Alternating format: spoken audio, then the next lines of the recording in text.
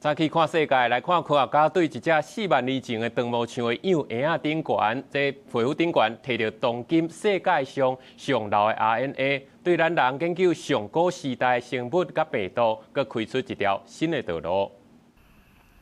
2019年困4万年遮久的细只长毛象尤卡，伫西伯利亚永冻土内互人发现，伊保存了真完整，身躯四肢部分头骨甲真厚的头毛拢伫哩。科学家经过10多年实验室解密，为伊的皮肤甲筋肉组织内成功分离个定数血糖血栓 RNA， 成做世界上老的 RNA 记录。The RNA tells us that the DNA can't tell us is it gives us a snapshot of which genes were active and turned on in the cell at that given moment in life,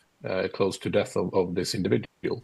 科学家为 RNA 留来记录，发现尤卡未死进前筋肉密激烈缩延，能量调节系统全力运作，显示细胞经历强大压力，这甲伊身躯正深的成分符合，可能要去互洞穴鳃这种的动物攻击。不过实际死亡原因可能是冲突了后肌肉甲压力反应。They find plague even in bones and teeth of ancient individuals. So maybe it's possible to do this for RNA viruses too in the future. We might be able to discover the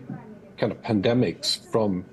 caused by ancient RNA viruses, such as bird flu, in these samples. And maybe we can even get these ancient RNAs from sediment samples from lake bottoms. And in that case, it would open up a completely new avenue to study ancient viruses. 科学家指出，世界各地破罐管藏用打碎唔是冷冻的标本甲动物的皮毛，也有可能会当用同款的方式来提出 RNA， 像讲为几落百年前所保存的密薄地龙因的皮毛来找冠状病毒分子等等。一定无偌久的将来，可能会有真侪趣味的研究成果发表。公司新闻施维忠编译。